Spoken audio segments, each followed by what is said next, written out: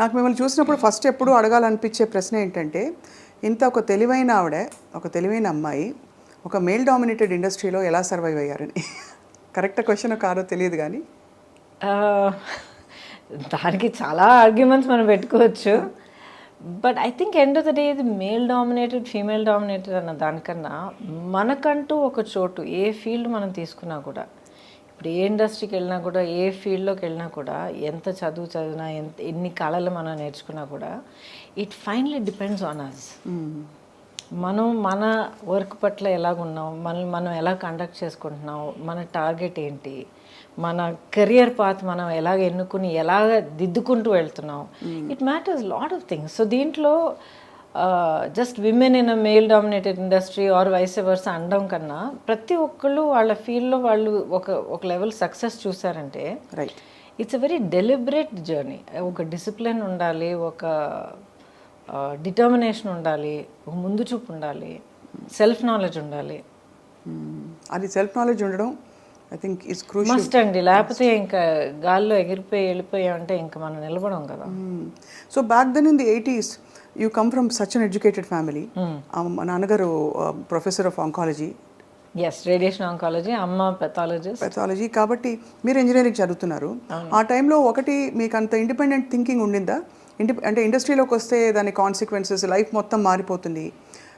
Probably మీరు engineering చదివి అలా వెళ్ళుంటే ట్రెడిషనల్గా వెళ్ళి ఏదో మామూలుగా అందరూ సెటిల్ అయినట్టు మీరు సెటిల్ అవుతారు. Not that's good or bad.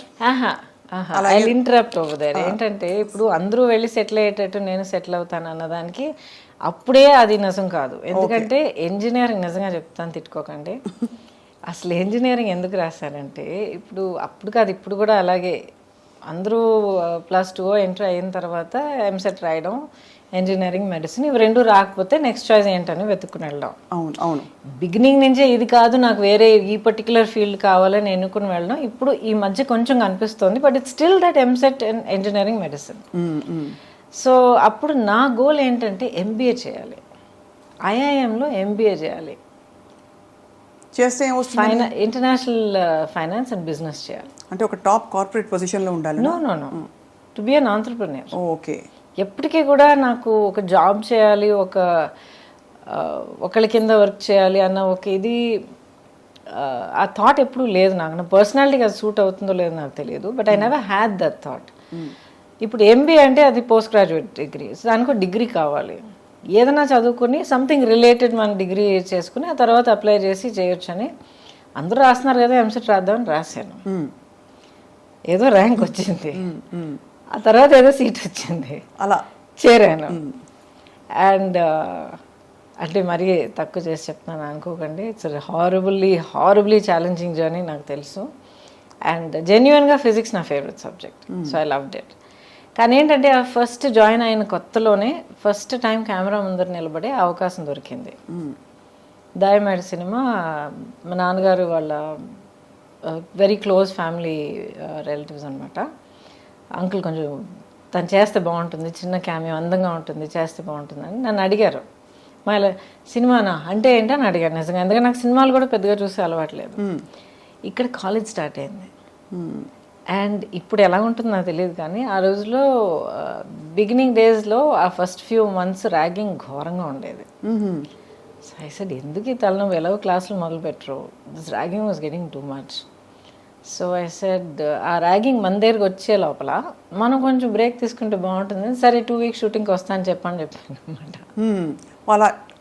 Started like that. అక్కడికి వెళ్ళి నిలబడేటప్పటికి ఫస్ట్ షాట్ మన కుతుబ్ షాహీ టూమ్స్ ఉన్నాయి కదా, అక్కడ షార్ట్ సెట్ చేశారు. మంచి ఆల్మోస్ట్ 12 o'clock షార్ట్, చుట్టూ ఒక 6 రిఫ్లెక్టర్స్ పెట్టారు, టాప్ లైట్ కనుక. పిలిచారు, వెళ్ళాను, నిలబడ్డాను, రిఫ్లెక్టర్స్ ఎంటర్ చేశారు, యాక్షన్ అన్నారు, తల తిరిగి పడిపోయాను. ఎండ అలవాట్లేదు నాకు, so sheltered and so soft. So life అలా స్టార్ట్ అయింది, కెరియర్. దాంతో నాకు ఇంట్రెస్ట్ మొదలైంది, ఏంటిది, how can I explore this, so new, so mysterious, ఇదేంటి తెలుసుకోవాలి, ఈ ఫీల్డ్ ఏంటి, ఈ కళ ఏంటి, ఈ క్రాఫ్ట్ ఏంటి, నాలో ఉన్న ఈ కెపాసిటీస్, కేపబిలిటీస్ ఎంతవరకు ఉన్నాయి. సో నా లైఫ్ ఏంటంటే ఆల్వేస్ నా లిమిట్స్ ఏంటన్నది తెలుసుకున్న తర్వాత అది ఎలా ఇంకా పుష్ చేయగలుగుతాను అన్న దాంట్లోనే నా హోల్ లైఫ్ ఇంత దూరం నన్ను తీసుకొచ్చింది. ఒక సాధించిన తర్వాత ఓకే ఐఎమ్ ఫైన్ అని చెప్పి మన భుజాలు మనమే ప్యాక్ చేసుకుని కూర్చోడం కాదు. ఒకటి అచీవ్ చేసామంటే ఓకే వాట్ నెక్స్ట్. అవును. సో ఆ వాట్ నెక్స్ట్లో ఆ స్కూల్ ఫినిష్ చేసి ఎంసెట్ రాసి ఇంజనీరింగ్ చేసి ఆ ఫస్ట్ సినిమా చేసి అదే వాట్ నెక్స్ట్లో నెక్స్ట్ సినిమా చేసేటప్పటికి I'm in the industry. You're already you made a decision you're going to stay అని. I did Gandhinagar second street after that. కానీ గురు శిష్యులు ఎప్పుడు మన గాంధీనగర్ సెకండ్ స్ట్రీట్, శ్రీనివాస కళ్యాణం, గురు శిష్యం. అవును. ఆల్మోస్ట్ ఆల్ వేర్ పక్క పక్కన వచ్చాయి కదా.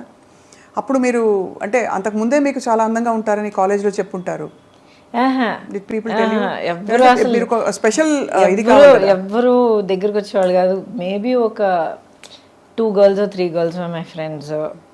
నేను అంతకు ముందర నేను యాక్చువల్లీ పెరిగిందంతా బెంగళూరులో హాస్టల్లో చదివి అక్కడే పెరిగాను. చాలా అవును. సో ఫస్ట్ ఆఫ్ ఆల్ చాలా షెల్టర్డ్, పైగా ఆల్ గర్ల్స్ హాస్టల్ అది. అండ్ మా క్యాంపస్ రూల్ ఏంటంటే ఇంగ్లీష్ తప్ప ఇంకేమీ మాట్లాడకూడదు, ఎందుకంటే అందరూ వాళ్ళ భాషలు మాట్లాడితే గ్యాంగ్స్ ఇవన్నీ మొదలవుతాయని చెప్పి. సో కాటన్స్ నుంచి వచ్చేవాళ్ళు ఆల్మోస్ట్ అందరూ చక్కగా చాలా స్టైల్గా ఇంగ్లీష్ మాత్రం మాట్లాడేవారు. వచ్చి దిగేటప్పటికి వైజాగ్లో దిగుతున్నాను. అండ్ ఏం తెలియదు నాకు, ఎవరూ తెలియదు, ఏం తెలియదు, భాష తెలియదు, ఏం తెలియదు. సో హార్డ్లీ ఒక మేబీ ఒక 2-3. అప్పుడు నాకు దొరికిన ఒక ఫ్రెండ్, ఇప్పుడు దాకా she is very dear friend of mine అనమాట. హర్ నేమ్ ఇస్ హరిణి అని చెప్పి, she settled in Vizag only. So మేమిద్దరం ప్రతి చోటికి we use to be everywhere together. So ఇది తప్ప పెద్దగా ఒక కమ్యూనికేషన్, ఒక సోషల్ లైఫ్ ఎప్పుడు నాకు లేదు. క్లాస్ కట్ చేస్తే ఇంటికి వెళ్ళిపోయేదాన్ని అంతే. ఇంకా వేరే ఫ్రెండ్స్, షాపింగ్, వై ఎందుకు అని అనిపించేది నాకు. వాట్స్ ద బిగ్ డీల్ అనిపించేది. ఇప్పుడు కూడా అంతే. కానీ ఆశ్చర్యం కలిగించే విషయం ఏంటంటే గౌతమి గారు, ఒక కంప్లీట్లీ ఎడ్యుకేషన్ ఫోకస్ ఉండే ఫ్యామిలీస్లో ఎక్కువ గ్లామర్, అవుట్ గోయింగ్ ఇది ఉండదు. మీరు అన్నట్టు షెల్టర్డ్గా కూడా పెరిగారు. But when you came to the industry, especially మీరు చేసిన స్పెషల్ సాంగ్ అనాలి, ఇప్పుడు దాన్ని ఐటమ్ సాంగ్ అంటారు, యు ఆర్ ద ఫస్ట్ చిక్కుబుక్కరైలు. బట్ ఇన్హిబిషన్స్ వదిలేయాలి, this is okay, this is not okay అనే విచక్షణ, how did you develop that? Okay, first of all when you said that I was sheltered, yes very sheltered. కానీ sheltered in the sense where నాకు బయట ప్రపంచానికి పెద్ద exposure లేదు. మనుషుల తాలూకా ఒక రియల్, ఒక హార్షర్ సైడ్, ఈ రియాలిటీస్ ఆఫ్ లైఫ్ ఎప్పుడు నన్ను చాలా ప్రొటెక్ట్ చేశారు అనమాట అమ్మ. And but at the same time చాలా ప్రోగ్రెసివ్. ఇప్పుడు ఒక ఆఫర్ తర్వాత ఒకటి అందరూ ఫోన్ చేయడం మొదలుపెట్టారు అనమాట. ఎందుకంటే ఈ ఫిల్మ్ తాలూకా రషెస్ మెడ్రాస్లో చూసి ఎవరికి వస్తాయి అని చెప్పి అందరూ అడగడం మొదలుపెట్టారు. బికాజ్ ఆ టైంలో మీరు ఇంట్రడక్షన్ అన్నప్పుడు అప్పుడుకున్న సీనియర్స్ అందరూ they were getting married and you know taking time off and all that. Radha garu, Suhasini garu, ఆ తర్వాత రేవతి గారు, వీళ్ళందరూ they're all like way my senior. నేను ఇండస్ట్రీలో అడుగు పెట్టేటప్పటికి they were you know getting next phase of life, పెళ్లి చేసుకోవడం అంతా ఆ స్టేజ్కి వెళ్తున్నారు. సో ఎక్కడో నా బ్రషెస్ చూశారు, ఎవరి అమ్మాయి కొత్తగా ఉంది, తెల్లగా ఉంది, ఇవే మనకి ఫిక్సేషన్ ఇదే కదా. Started calling up. నమ్ముతాను, ఏంటి ఫోన్ చేస్తూనే ఉన్నాను, వదిలేయండి, నా చదువు నేను చూసుకుంటున్నాను కదా అంటే. దెన్ ఫైనలీ ఒకరోజు కూర్చోబెట్టి చెప్పారనమాట, చాలా ఆఫర్స్ వస్తున్నాయి, నీకు చదువు అనేది ఎప్పటికీ వస్తుంది, యూఆర్ అ గుడ్ స్టూడెంట్, ఎందుకంటే యూ ఎంజాయ్ ఇట్, నీ మెరిట్ మీద ఈ సీట్ తెచ్చుకున్నావు, చదువుకుంటున్నావు, కొంతకాలం అయిన తర్వాత గ్యాప్ తీసుకుని మళ్ళీ చదువుకొచ్చినా కూడా you will do it. This is an opportunity that not everybody gets. ప్రతి ఒక్కరికి రాదు ఇలాంటి ఆపర్చునిటీ. ఫిల్మ్ ఇండస్ట్రీ ఏంటని మమ్మల్ని అడిగితే మాకు తెలియదు, కానీ ఫిల్మ్, ఆ మీడియం ఆఫ్ ఫిల్మ్ అనేది మాత్రం చాలా గొప్ప కళ. టెక్నికల్గాను, క్రియేటివ్గాను, పర్ఫార్మెన్స్ కానీ ఏదైనా సరే చాలా గొప్ప మీడియం అది. It's a great art, it's a amalgamation of many great arts అని చెప్పారు.